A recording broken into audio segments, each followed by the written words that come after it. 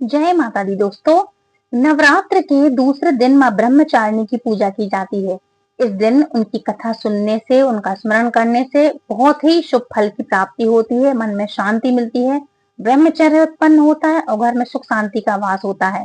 नवरात्रि के दूसरे दिन माँ ब्रह्मचारिणी की उपासना की जाती है। ब्रह्म का अर्थ होता है तपस्या और चारणी का अर्थ होता है आचरण करने वाली, यानी कि तप का आचरण करने वाली देवी। माँ का यह स्वरूप श्वेत वर्ण का है।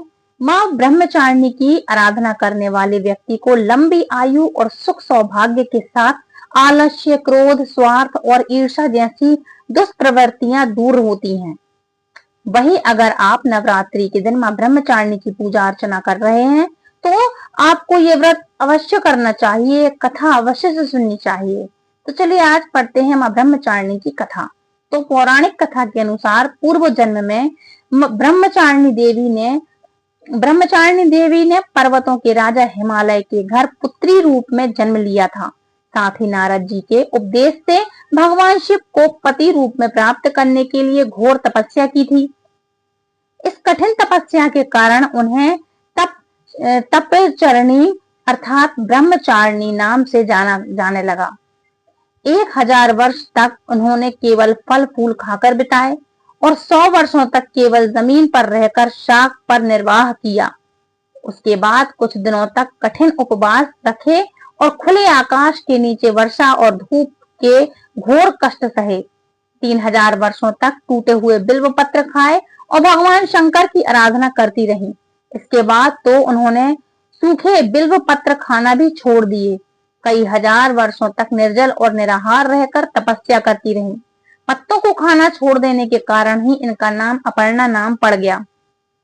कठिन तपस्या के कारण देवी का शरीर एकदम क्षीण हो गया। देवता, ऋषि, सिद्धिगण, मुनि सभी ने ब्रह्मचारिणी की तपस्या को अभूतपूर्ण पुण्य कृत्य बताया।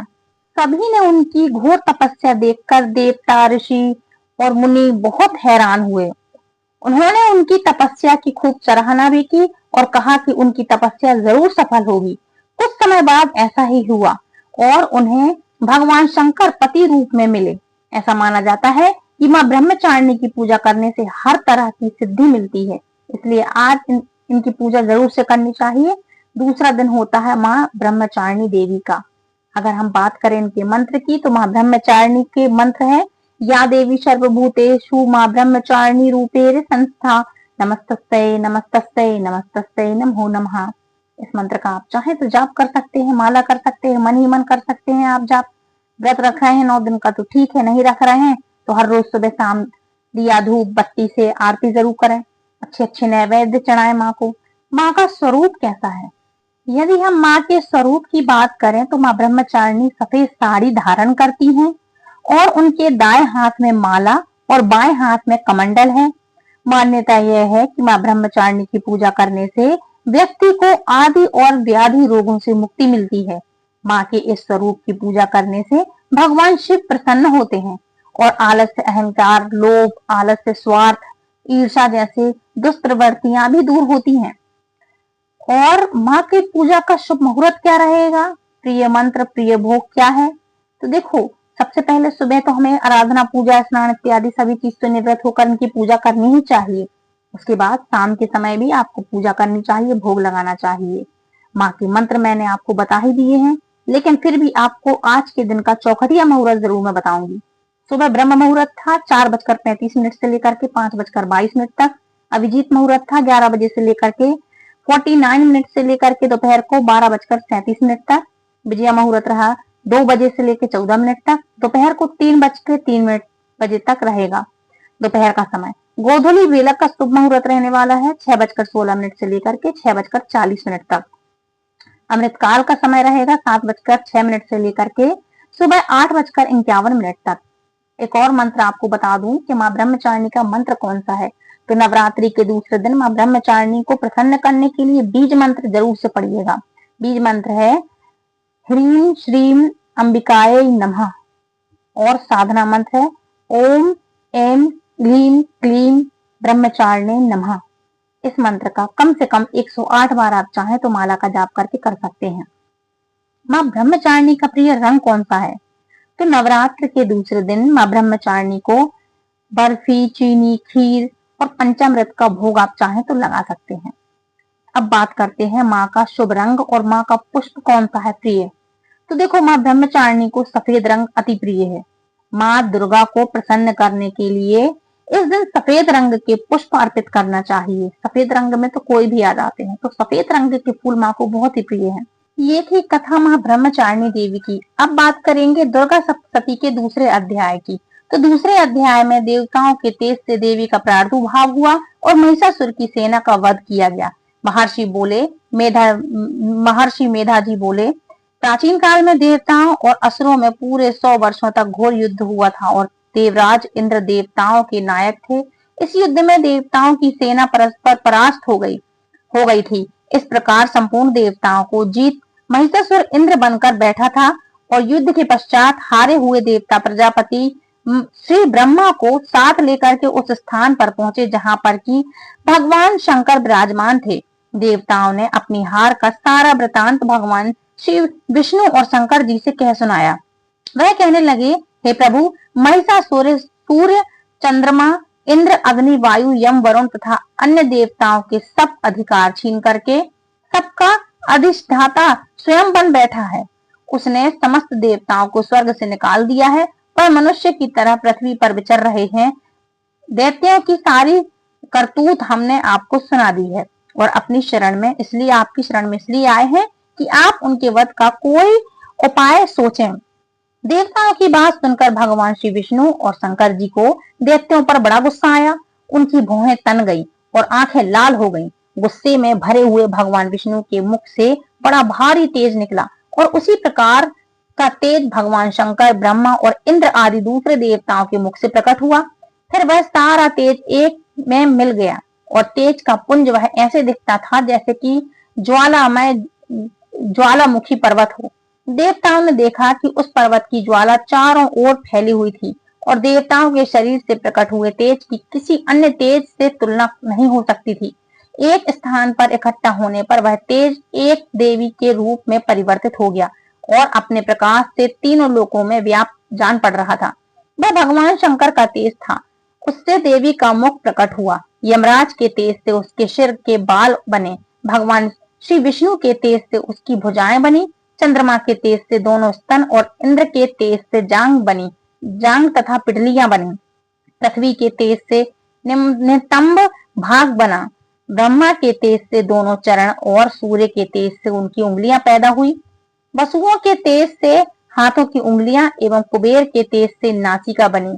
प्रजापति के तेज से उनके दांत और अग्नि के तेज से उनके नेत्र बने। संध्या के तेज से उनकी भौहें और वायु के तेज से उनके कान प्रकट हुए थे। इस प्रकार उस देवी का प्रादुर्भाव हुआ था। महिषासुर से पराजित देवता उस देवी को देखकर अत्यंत प्रसन्न हुए। भगवान शंकर ने अपने त्रिशूल में एक त्रिशूल निकालकर उस देवी को दिया और भगवान विष्णु ने अपने चक्र में से एक चक्र निकाल करके उस देवी को दिया। वरुण ने अपने चक्र में से एक चक्र निकाल करके उस देवी को दिया। वरुण ने देवी को शंख भेंट किया। अग्नि ने शक्ति दी। वायु ने उसे धनुष और बाण दिए। सहस्त्र नेत्रों वाले श्री देवी राज इंद्र ने उसे अपने वज्र से उत्पन्न करके वज्र दिया और ऐरावत हाथी का एक घंटा उतार कर देवी को भेंट किया। यमराज ने उसे काल दंड में से एक दंड दिया। वरुण ने उसे पाश दिया। प्रजापति ने उस देवी को स्फटिक की माला दी और ब्रह्मा जी ने उसे कमंडल दिया। सूर्य ने देवी के समस्त रोमों में अपनी किरणों का तेज भर दिया।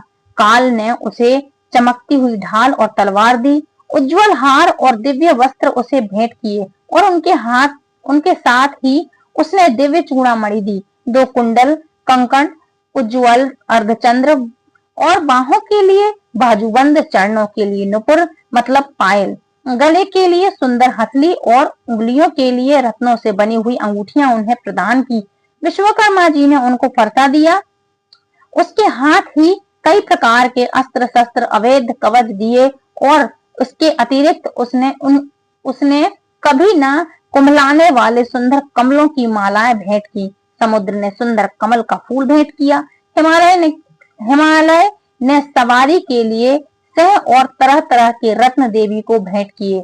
यक्षराज कुबेर ने मधु से भरा हुआ पात्र और शेषनाग ने उन्हें बहुमूल्य मणियों से विभूषित नाग हार भेंट किया। इसी तरह दूसरे देवताओं ने भी उसे आभूषण और अस्त्र देकर उसका सम्मान किया। इसके पश्चात देवी ने उच्च स्वर से गर्जना की। इसके इस भयंकर नाद से आकाश गूंज उठा। देवी का वह उच्च स्वर से किया हुआ सहनाद समा न सका। आकाश उसके सामने छोटा प्रतीत होने लगा।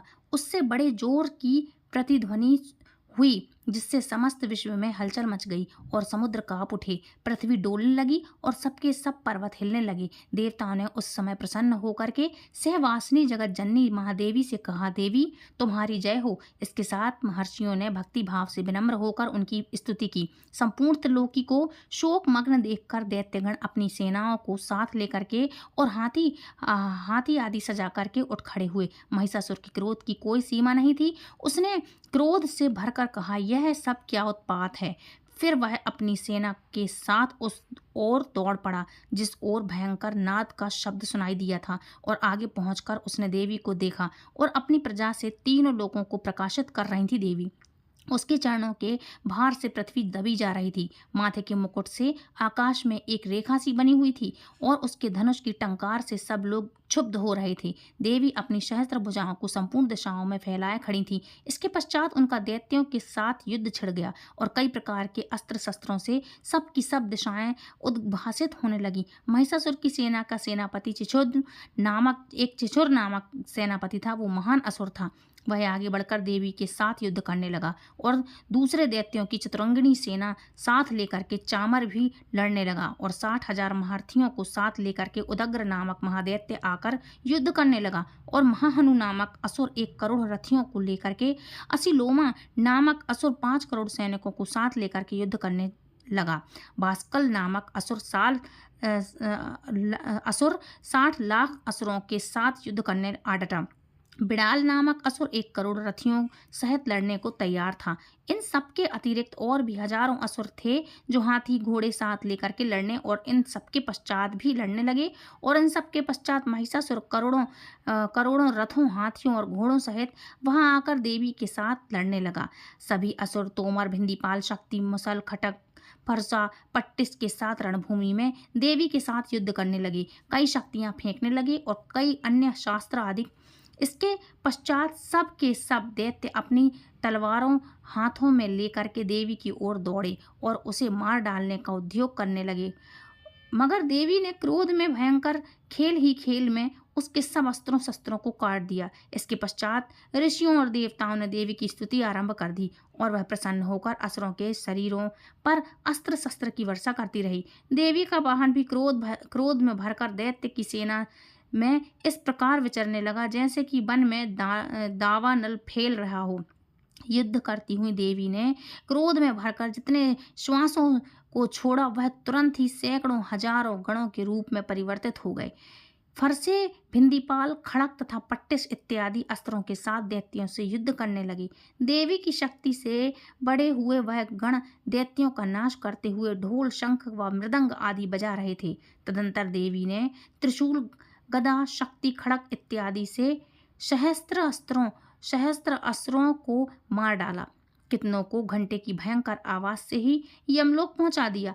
कितने ही असुरों को उसने अपने पास में बांध करके पृथ्वी पर घसीटा और कितनों को अपनी तलवार से टुकड़े टुकड़े कर दिए और कितनों को गदा की चोट से धरती पर सुला दिया। कई दैत्य मूसल की मार से घायल होकर रक्त बमन करने लगे और कईयों की शूल से छाती फट जाने के कारण पृथ्वी पर लेट गए। कितनों की बाण से कमर टूट गई और देवताओं को पीड़ा देने वाले दैत्य कट कट कर मरने लगे। कितनों की बाहें अलग हो गईं, कितनों की ग्रीवाएं कट गईं, कितनों के सिर कट कर दूर भूमि पर लुढ़क कर कितनों के शरीर बीच से कट गए और कितनों की जंघाएं कट गईं और वह पृथ्वी पर गिर पड़े। कितने ही सिरों व पैरों के कटे जाने पर भी भूमि पर से उठ खड़े हुए और शस्त्र हाथ में लेकर देवी से लड़ने लगे। और कई दैत्यगण भूमि में बाजे की ध्वनि के साथ नाच रहे थे। कई असुर जिनके सिर कट जाते हैं, उनके बिना ही सिर के धड़ से ही हाथ में शस्त्र लिए हुए लड़ रहे थे। दैत्य रह रहकर ठहरो ठहरो कहते हुए देवी को युद्ध के लिए ललकार रहे थे। जहाँ पर यह घोर संग्राम हुआ था, वहाँ की भूमि रथ, हाथी, घोड़े और असुरों की लाशों से भर गई थी और असुर सेना के बीच में रक्तपात होने के कारण रुधिर की नदियां बह रही थीं। और इस तरह देवी ने असुरों की विशाल सेना को क्षण भर में इस तरह नष्ट कर दिया जैसे तृणकाष्ठ के बड़े समूह को अग्नि नष्ट कर डालती है। और देवी का सिंह भी गर्दन के बालों को हिलाता हुआ और बड़ा शब्द करता हुआ असुरों के शरीरों से मानो उनके प्राणों को ढूंढ रहा था। वहां देवी के गणों ने जब दैत्यों के साथ युद्ध किया तो देवताओं ने प्रसन्न होकर आकाश से उन पर पुष्पों की वर्षा की। बोलो दुर्गा मैया की जय। तो फ्रेंड्स, ये थी आज की वीडियो। आज का संपूर्ण अध्याय मैंने आपको सुनाया है, अध्याय 2 दुर्गा सप्तशती का, और माता की भी कथा सुनाई है मैंने। आज सेकंड नवरात्र की जो माँ है ब्रह्मचारिणी माँ, उनकी भी मैंने संपूर्ण जानकारी आपको दी है। तो प्लीज़ कथा पसंद आए तो प्लीज़ लाइक किया करो, जिससे हमें मोटिवेशन मिले कि हाँ, हम अच्छी कथाएँ आप तक लेके आ रहे हैं, हिंदू धार्मिक कथाएँ लेके आ रहे हैं। और please like, share and subscribe, दूसरों को सब्सक्राइब करवाएँ और शेयर करें कथाएँ। जय माता दी। हरे कृष्णा, हरि बोल।